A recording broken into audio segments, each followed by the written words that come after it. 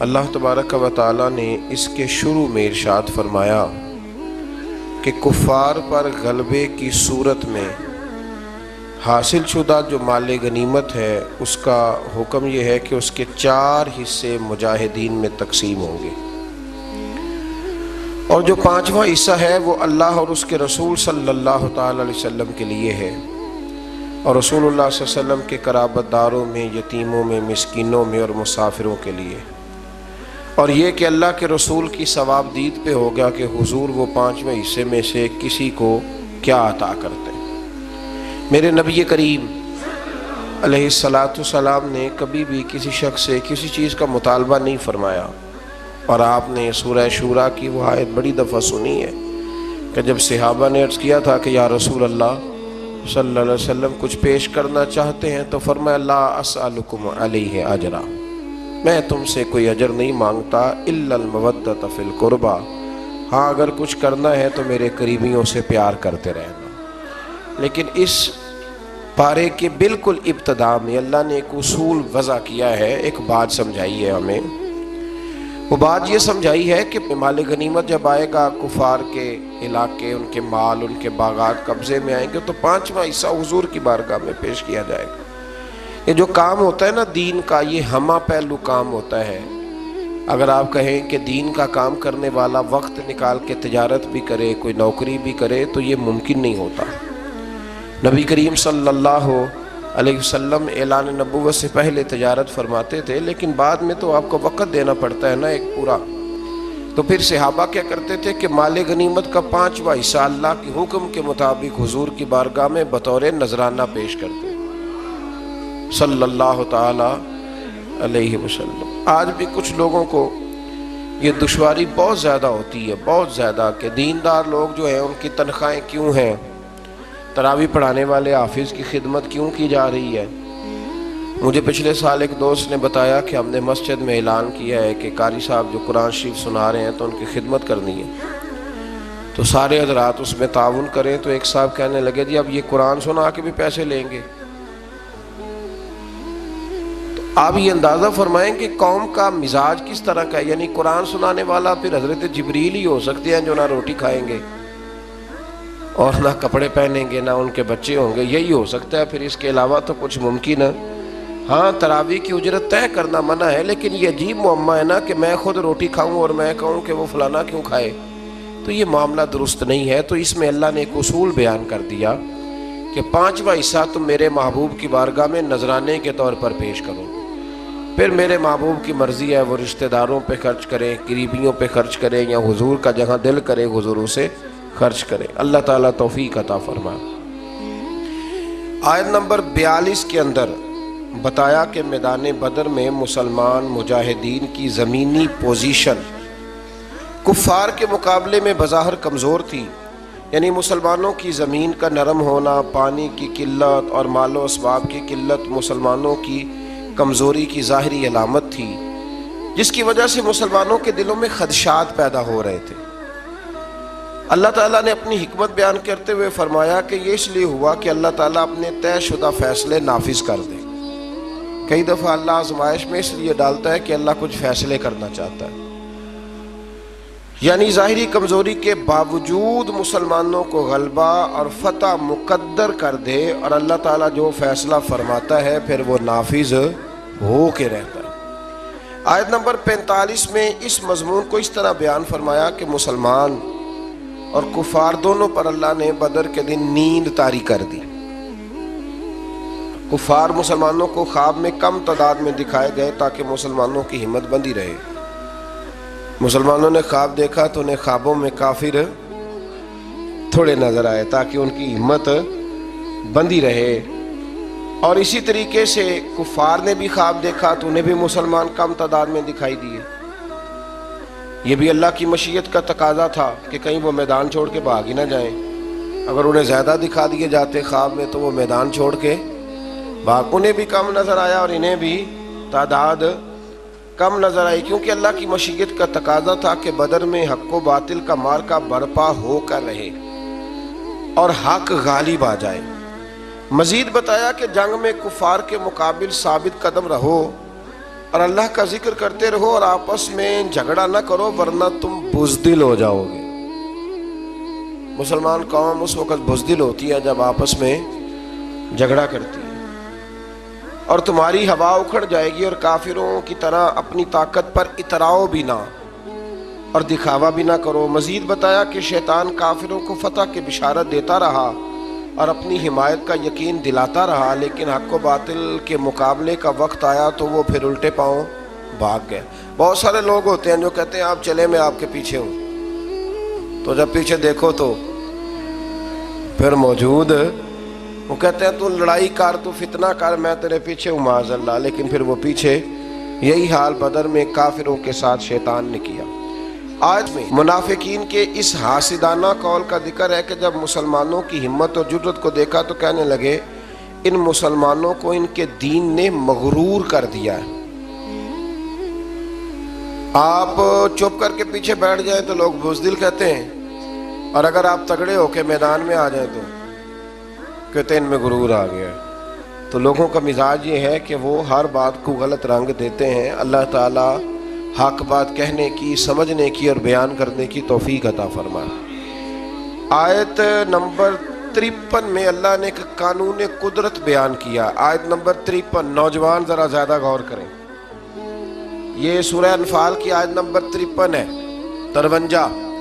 آیت نمبر 53 میں ارشاد فرمایا کہ اللہ کبھی بھی اس قوم کی حالت نہیں بدلتا جو اپنی حالت خود بدلنے پر توجہ نہیں دیتی۔ اٹھ باندھ کمر کیوں ڈرتا ہے، پھر دیکھ خدا کیا کرتا ہے۔ آپ بھی تو ہمت کریں نا۔ وہ کسی نے کہا تھا نا، خدا نے آج تک اس قوم کی حالت نہیں بدلی، نہ ہو جس کو خیال خود آپ اپنی حالت کے بدلنے کا۔ اللہ نے یہاں قانون دیا۔ تو نوجوان یاد رکھیں کہ غریبیوں کا رونا رونے سے کام نہیں بنتا۔ جو لوگ بیٹھ کے روتے رہتے ہیں کہ اب میں کیا کروں، کدھر جاؤں، تو ان کا کچھ بھی نہیں، آگے بڑھیں، ہمت کریں۔ جب انسان ہمت کرتا ہے تو پھر اللہ اس کی مدد بھی فرماتا ہے۔ آیت نمبر 54 میں بتایا کہ آل فرعون اور پچھلی امتیں آیات الہی جھٹلانے کے جرم میں ہلاک کی گئیں۔ آیت نمبر 56 سے 58 میں یہودی قبائل کی عہد شکنی یعنی وعدہ توڑنے اور دوبارہ ان کی طرف سے خیانت کی صورت میں صلح کے معاہدے کو ختم کرنے کا ذکر ہے۔ بار بار وہ وعدے توڑتے تو پھر ایک وقت ایسا بھی آیا کہ حضور نے بھی ان کے ساتھ سارے معاہدے ختم کر دیا۔ آیت نمبر 60 میں فرمایا کہ دشمن کے مقابلے میں پوری طاقت، قوت اور اسباب کے ساتھ تیار رہو، ہمیشہ تیار رہو، ہائی الرٹ رہو ہمیشہ دشمن کے مقابلے۔ ہم بھی ہائی الرٹ ہوتے ہیں جب تھوڑے سے حالات خراب ہوتے ہیں، اس کے بعد پھر بات بھول۔ فرمایا ہمیشہ کافر کے مقابلے میں تیاری کر کے رکھو، اس کے ذریعے تم اللہ کے دشمنوں اور اپنے دشمنوں کو ڈرا سکو گے۔ آگے چل کے یہ بتایا کہ اگر دشمن صلح پہ آمادہ ہو تو تم بھی صلح کے لیے آمادہ ہو جاؤ۔ سبحان اللہ۔ یعنی اسلام صرف فتنے کی، فساد کا، کسی قسم کے فتنے اور فساد کا درس نہیں دیتا۔ اگر وہ مقابلے میں آئیں گے تو قوت کٹھی کر کے مقابلہ کریں گے، اور اگر وہ صلح کریں گے تو مسلمان بھی صلح ہی کریں گے۔ اور اللہ پر توکل کرو، اگر ان کی نیت دھوکہ دینے کی ہو تو پھر تمہارے لیے اللہ ہی کافی ہے۔ یعنی اگر وہ صلح کے ارادے سے نہ آئیں بلکہ دھوکے کے ارادے سے آئیں تو پھر بھی تمہاری چونکہ نیت ٹھیک ہے تو اللہ تمہاری مدد فرمائے گا۔ آیت نمبر 63 میں اللہ تعالیٰ نے بتایا ہے کہ اللہ نے اپنے کرم سے تمہارے دلوں کو جوڑ دیا، اور اگر تم زمین کے سارے خزانے بھی خرچ کر دو تو یہ باہمی الفت جو تمہارے اندر پیدا نہ ہوتی۔ اور فرمایا نبی آپ کو اللہ کافی ہے، اور آپ کے فرما بردار مومنوں کی جماعت بھی آپ کو۔ یہ قرآن مجید کی آیت نمبر 64 ہے، اس کو ذرا پڑھیے گا۔ یہ لوگ جو جنہوں نے لکھا ہوتا ہے کہ صرف اللہ ہی کافی ہے، لکھا ہوتا ہے نا میرے لیے، یعنی ٹیوٹے میں بیٹھ کے سفر کر رہے ہیں، ہائیس میں بیٹھے ہوئے، لکھا کہ اللہ ہی، بھئی اللہ ہی کافی ہے، لیکن اس کا مطلب یہ نہیں کہ باقی کسی اور کی، جن کو اللہ نے پیدا فرمایا، جنہیں اللہ نے قوتیں دیں۔ یہ آیت دیکھیے، ارشاد فرمایا یا ایھا النبی حسبک اللہ، اے نبی آپ کے لیے اللہ کافی ہے، اور ساتھ فوراً ہی آگے بیان فرمایا فوراً وَمَنِ اتَّبَعَکَ مِنَ الْمُؤْمِنِينَ، اور جو آپ کی اتباع کرنے والے مومن ہیں وہ بھی آپ کے لیے کافی ہے۔ مومن بھی اور اللہ بھی، جب اللہ نے ساتھ مومنوں کا ذکر فرمایا اور یہ آیت نازل کب ہوئی؟ جب حضرت عمر فاروق نے کلمہ پڑھا، اس وقت یہ نازل ہوئی۔ کا محبوب اللہ بھی کافی ہے، اور یہ تیرے غلاموں کی جو 40 کی تعداد بن گئی، اب انشاءاللہ ہر میدان میں کامیابیاں مسلمانوں کے حصے میں آئیں۔ اسی طرح سے آیت نمبر 65 میں نبی کریم صلی اللہ علیہ وسلم کو حکم ہوا کہ مومنوں کو جہاد پر ابھاریے، تیار کیجیے۔ اللہ تعالیٰ 10 گنا تعداد پر مشتمل کافروں پر فتح عطا فرمائے گا۔ پھر بعد میں جب مسلمانوں میں کمزوری آئی تو فرمایا اللہ تمہیں دشمنوں کی دگنی تعداد پر فتح فرمائے گا۔ آیت نمبر 72 میں بتایا کہ جان و مال سے اللہ کی راہ میں جہاد کرنے والے مومنین، مہاجرین اور انصار صحابہ کرام ایک دوسرے کے دوست ہیں۔ جہاد کرنے والے جانوں اور مالوں سے یہ ایک دوسرے کے دوست ہیں، اور یہی سچے اور پکے مومن ہیں، اور ان کے لیے مغفرت ہے اور عزت والی روزی ہے۔ اسی طرح کفار بھی ایک دوسرے کے دوست ہیں۔ ہجرت سے پہلے اور بعد کے مسلمان ہونے والوں کے حقوق اور درجات میں فرق کا باوجود جنہوں نے پہلے کلمہ پڑھا ان کا درجہ اونچا ہے، اور جنہوں نے بعد میں پڑھا ان کا درجہ اونچا ہے، لیکن اس کے باوجود اللہ تبارک و تعالیٰ نے سب کے ساتھ خیر کا وعدہ فرمایا۔ اس سے آگے سورہ توبہ کا آغاز ہوتا ہے۔ سورہ توبہ قرآن مجید کی وہ سورہ مبارکہ ہے جس کے آغاز میں بسم اللہ شریف نہیں ہے۔ اس کی کئی وجوہات مفسرین کرام نے بیان فرمائی ہے۔ ایک وجہ تو یہ بیان کی گئی ہے کہ اس میں تسلسل ہے سورہ انفال کے مضامین کا، وہی مضامین چونکہ چلے آ رہے تھے اس لیے اس کے اندر اس کو بیان نہیں کیا گیا۔ اور ایک بات یہ ہے کہ اس کے شروع میں ہی اللہ تعالیٰ نے کافر اور مشرک سے اپنی برات کا اعلان فرمایا، کیونکہ بات جلال کی ہو رہی تھی، اس لیے بسم اللہ شریف کو شامل نہیں کیا گیا۔ اس صورت کی پہلی آیت میں مشرکین عرب سے برات کا اعلان کرتے ہوئے انہیں مسلمانوں سے فیصلہ کن جنگ کرنے یا اسلام قبول کرنے کے لیے 4 مہینوں کا ٹائم دیا گیا۔ فیصلہ کر لو ان 4 مہینوں میں۔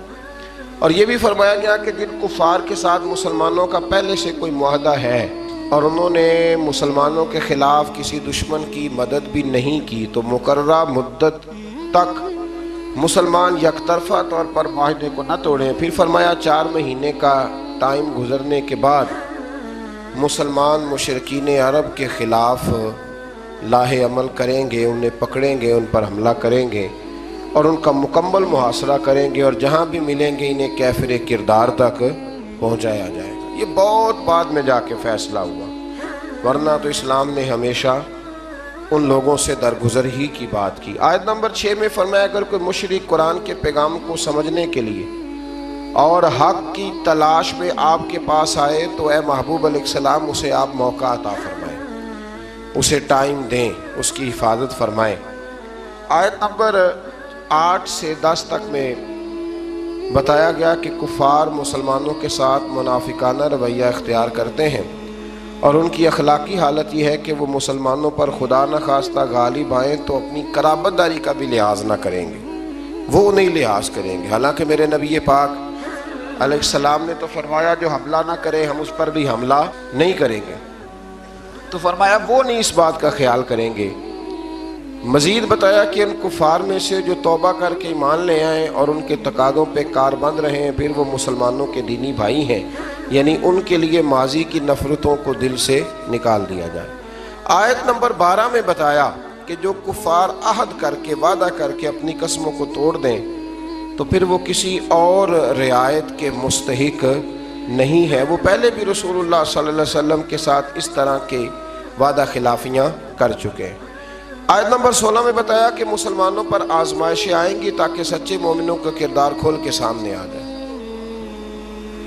آیت نمبر 17 اور 18 میں بتایا کہ کافروں کا شعار مسجدیں بنانا نہیں، یہ تو ان لوگوں کا کام ہے جو اللہ پر اور قیامت کے دن پر ایمان لائیں اور نماز قائم کریں اور زکوٰۃ دیں اور اللہ کے سوا کسی سے نہ ڈریں۔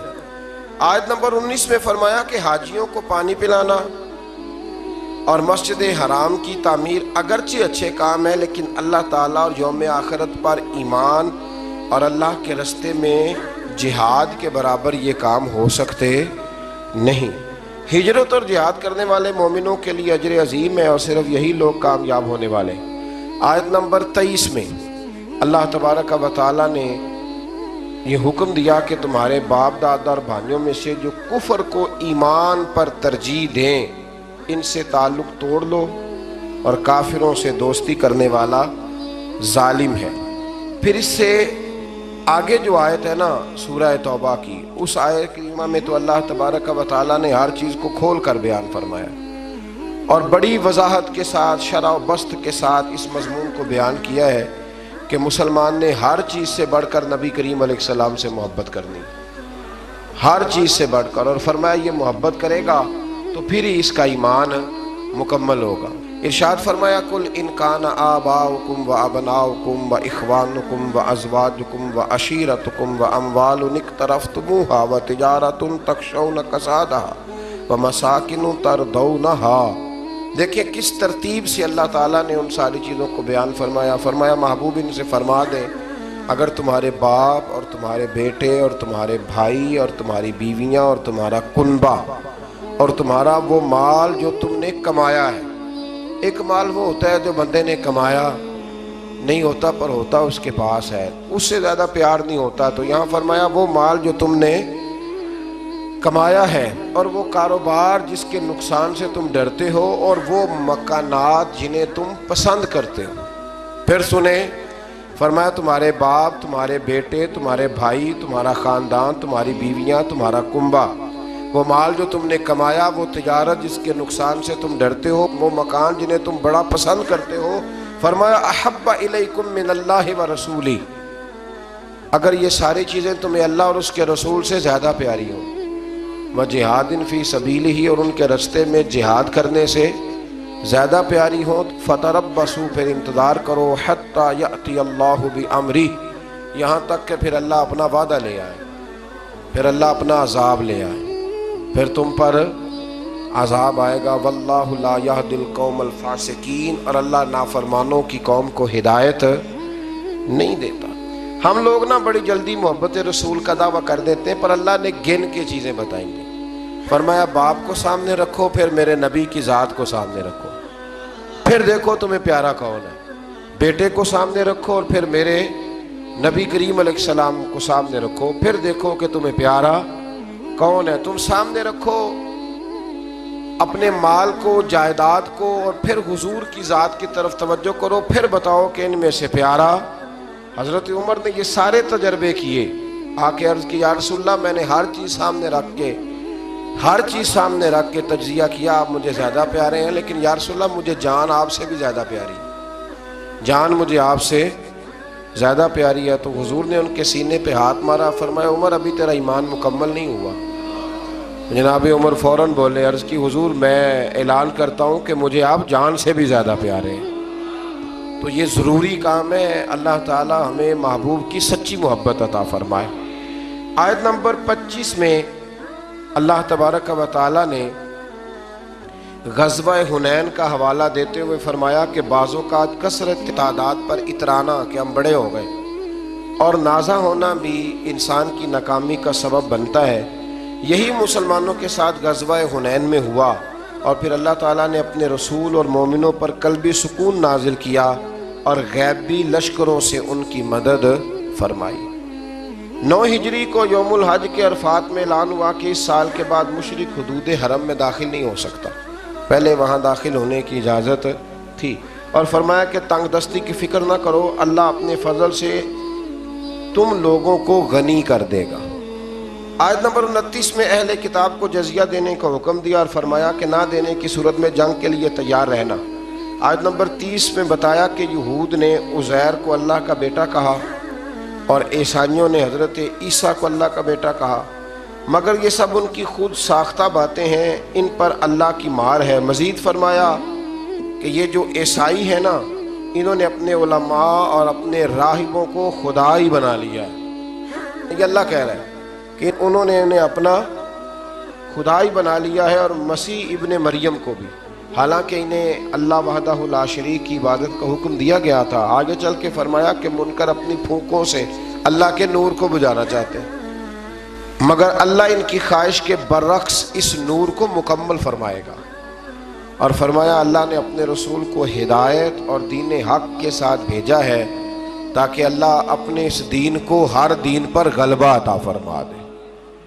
آیت نمبر 34 سے علماء اور مشائخ یہود کے باطل طریقوں سے لوگوں کا مال کھانے اور اللہ کے راستے سے روکنے کا بیان ہے، اور فرمایا کہ سونا اور چاندی یعنی دنیاوی دولت کے ڈھیر ذخیرہ کرنے والے اور راہ خدا میں خرچ نہ کرنے والوں کے لیے دردناک عذاب کی وعید ہے، اور پھر بتایا کہ قیامت کے دن ان کے اپنے جمع کیے ہوئے مال کو نار جہنم میں تپا کر، انہی کے مال کو دوزخ کی آگ میں تپا کر ان کی پیشانیوں، پہلوؤں اور پیٹھوں کو داغا جائے گا انہی کے مال سے، اور کہا جائے گا کہ اپنے ہی جمع کیے ہوئے مال کا مزہ چکھو۔ علماء اور مشائخ اہل یہود کے اس طرح کرتے تھے کہ مال بٹورنے کے لیے حق کو چھپاتے تھے۔ اللہ ماشاءاللہ آج بھی کئی جگہوں پہ ایسا ہوتا ہے کہ سرکاری مولوی بن جاتے ہیں اور گورنمنٹ کو مولوی مل جاتے ہیں جو ہر آنے والے حکمران کو امیر المومنین کہتے ہیں، ہر آنے والے حکمران، اور اس کے ہر ناجائز کام پر اپنی مہر لگا کے اسے جائز قرار دیتے ہیں۔ اللہ تبارک و تعالیٰ اپنی رحمت سے حق پر ہی قائم فرمائے اور حق پر ہی اللہ موت عطا فرمائے۔ آیت نمبر 36 میں بتایا کہ ابتدا سے لے کر اللہ کی کتاب تقدیر میں مہینوں کی تعداد 12 ہے۔ پہلے دن سے ہی مہینے کتنے ہیں؟ ان میں 4 مہینے ذیقعدہ، ذی الحج، محرم اور رجب، یہ حرمت والے مہینے۔ ان مہینوں میں جنگ کو ممنوع قرار دیا گیا۔ کفار جب ان مہینوں میں جنگ کرنا چاہتے تھے تو ان کی ترتیب میں رد و بدل کر دیتے تھے۔ اللہ تعالیٰ نے فرمایا کہ مہینوں کو مؤخر کرنا کفر میں زیادتی ہے۔ یہ 4 حرمت والے مہینے، معنی کیا ہے کہ ان میں جنگ نہیں کی جائے گی۔ آیت نمبر 38 اور 39 میں فرمایا کہ جب جہاد کے لیے نفیر عام ہو جائے تو سستی نہ کرنا چاہیے، اور جو ایسا کرے گا اس کے لیے عذاب علیم ہے، اور تم یہ مت سمجھنا کہ جہاد کا فریضہ صرف تم پر موقوف ہے، تم نہیں کرو گے تو اللہ تمہاری جگہ کسی اور قوم کو لائے گا اور تم کو اس سے بالکل نقصان نہیں پہنچا سکتے۔ آیت نمبر 40 میں سفر ہجرت کے موقع پر غار ثور میں حضرت ابوبکر صدیق رضی اللہ تعالیٰ عنہ کی رفاقت خاص کو ایک شان امتیازی کے ساتھ بتایا ہے، اور اس آیت میں 6 مختلف انداز میں سیدنا صدیق اکبر کا ذکر ہوا ہے۔ آیت نمبر 40 میں اذ یقول لصاحبہ لا تحزن ان اللہ معنا، جب محبوب نے اپنے صحابی سے کہا، جب قرآن مجید نے حضرت ابوبکر کو حضور کا صحابی کہا تو اب جو ان کے صحابی ہونے کا انکار کرتا ہے وہ قرآن کی آیت کا انکار کرتا ہے۔ تو 6 انداز میں حضرت صدیق اکبر کا ذکر کیا، پھر فرمایا کہ اللہ تعالیٰ کلمہ کفر کو پست اور اللہ کا دین ہی سر بلند آئے گا۔ آگے فرمایا جب جہاد کے لیے عام لام بندی کا، صف بندی کا حکم ہو جائے تو پھر جس حال میں بھی ہو تمام وسائل کے ساتھ جہاد میں شریک ہو جاؤ۔ پھر فرمایا کہ منافقین قسمیں کھا کھا کر اور طرح طرح کے بہانے بنا کر جہاد سے بچنے کی کوشش کرتے ہیں، جبکہ سچے مومن دل و جان سے جہاد کے لیے نکل کھڑے ہوتے ہیں۔ مزید فرمایا کہ جہاد سے اعراض برتنا یعنی پہلو تہی کرنا، منہ پھیرنا، یہ وہی لوگ ہیں جن کا اللہ اور قیامت پر ایمان نہیں اور جن کے دلوں میں شک کی بیماری ہے، اور فرمایا ایسی تشکیک کے مارے جنگ میں شامل ہو بھی جائیں تو فساد کا باعث ہی بنتے ہیں، ہو بھی جائیں تو پھر بھی یہ کچھ لوگ نکلتے ہیں نا تو نکلتے کہتے ہیں مشکل کام نہیں، یہ ہو سکتا، یعنی ساتھ ایک دوسرے کو بھی وہ کمزور کرتے ہیں۔ فرمایا یہ آ بھی گئے تو پھر بھی یہ نقصان ہی کریں گے، اور مجاہدین کی صفوں میں فتنے اور سازشیں کرتے ہیں، اور یہ لوگ پہلے بھی ایسا کرتے رہے ہیں۔ منافقین کا شعار یہ ہے، طریقہ یہ ہے کہ جب مسلمانوں کو کوئی بھلائی پہنچے تو اس پر کڑتے ہیں، اور اگر مسلمانوں کو تکلیف پہنچے تو خوشی سے کہتے ہیں کہ ہمیں تو یہ نتیجہ پہلے سے پتا تھا۔ اللہ اکبر، اس لیے ہم نے احتیاط سے کام لیا، سوائے اس کے جو اللہ نے ہمارے لیے مقدر کر دی ہے، اور فتح ہو یا شہادت دونوں صورتوں میں ہم ہی کامیاب ہوں گے۔ منافقین کی ایک روش یہ بھی بتائی گئی کہ وہ نماز خوش دلی سے نہیں پڑھتے، منافق نماز خوش دلی سے بلکہ تنگ ہو کے نماز پڑھتے ہیں، اور فرمایا کہ مجبوراً وہ اللہ کے راستے میں خرچ کرتے ہیں۔ اللہ تعالیٰ نے فرمایا یہ منافقین اللہ کی قسمیں کھا کھا کے کہتے ہیں کہ وہ آپ میں سے ہی ہیں، حالانکہ وہ مسلمانوں میں سے نہیں ہیں، لیکن وہ جان و مال کے خوف کے باعث مسلمانوں کے ساتھ مل کر رہنا چاہتے ہیں۔ آیت نمبر 61 میں فرمایا کہ بعض منافقین اللہ کے نبی کو ایذا پہنچاتے ہیں، تکلیف دیتے ہیں اور کہتے ہیں کہ وہ کانوں کے کچے ہیں معاذ اللہ، جبکہ نبی پاک صلی اللہ علیہ وسلم کا تمام لوگوں کی بات سننا مومنین کے لیے باعث رحمت ہے۔ صلی اللہ علیہ وسلم ہر ایک کی بات سنتے اور نبی پاک کا ہر ایک کی بات سننا مومنوں کے لیے باعث رحمت ہے، اور جو لوگ رسول اللہ صلی اللہ علیہ وسلم کو ایذا پہنچاتے ہیں ان کے لیے دردناک عذاب ہے۔ اور فرمایا منافق جھوٹی قسمیں کھا کے مسلمانوں کو راضی کرنے کا یقین دلاتے ہیں، اگر وہ سچے مومن ہوتے تو اللہ اور اس کے رسول اس کا زیادہ حقدار تھا کہ انہیں راضی کیا جاتا۔ یہ مومنوں کو اپنے حق میں راضی کرتے ہیں پر اللہ رسول کو راضی، حالانکہ اللہ رسول کا زیادہ حق تھا کہ انہیں راضی کیا جاتا۔ منافقین کا شعار یہ بھی ہے کہ وہ مسلمانوں کا مذاق اڑاتے ہیں، اگر ان سے اس کے بارے میں پوچھا جائے تو کہتے ہیں ہم تو محض خوش طبی کر رہے تھے اور دل لگی کرتے ہیں، تو کیا اللہ اور اس کی آیات اور اس کے رسول کا مذاق اڑاتے ہیں؟ آیت نمبر 67 میں اللہ تعالیٰ نے فرمایا منافق مرد اور عورتیں ایک دوسرے کے مشابہ ہیں، ایک جیسے ہیں، اور برائی کا حکم دیتے ہیں اور نیکی سے منع کرتے ہیں اور خیر کے کاموں سے اپنا ہاتھ روکتے ہیں۔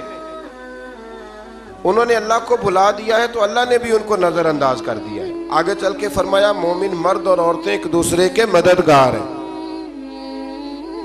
وہ نیکی کا حکم دیتے ہیں اور برائی سے منع کرتے ہیں، نماز قائم کرتے ہیں، زکوٰۃ دیتے ہیں، اللہ اور اس کے رسول صلی اللہ علیہ وسلم کا حکم مانتے ہیں۔ اگلی آیت میں فرمایا کہ اللہ نے مومنین اور مومنات سے جنت کی دائمی اور ابدی نعمتوں کا وعدہ کر رکھا ہے، اور اللہ ہی کی رضا میں سب سے بڑی سعادت ہے۔ آیت نمبر 73 میں فرمایا کفار اور منافقین سے جہاد کیجیے اور ان پر سختی کیجیے اور ان کا ٹھکانہ جہنم ہے۔ یہ کلمہ کفر کہتے ہیں اور پھر قسمیں کھا کھا کے منکر ہو جاتے ہیں۔ اللہ تعالیٰ نے فرمایا انہوں نے کلمہ کفر کہا ہے اور اسلام لانے کے بعد انہوں نے کفر کو اختیار کیا۔ آیت نمبر 75 میں فرمایا کہ بعض منافق وہ ہیں جو اللہ سے عہد کرتے ہیں کہ اگر اللہ انہیں اپنے فضل سے ہمیں عطا کیا تو ہم ضرور صدقہ کریں گے اور نیکوکاروں میں سے ہو جائیں گے، پس جب اللہ نے اپنے فضل سے انہیں مال عطا کیا تو انہوں نے بخل بھی کیا اور اپنے وعدے سے بھی پھر گئے، روح گردانی بھی۔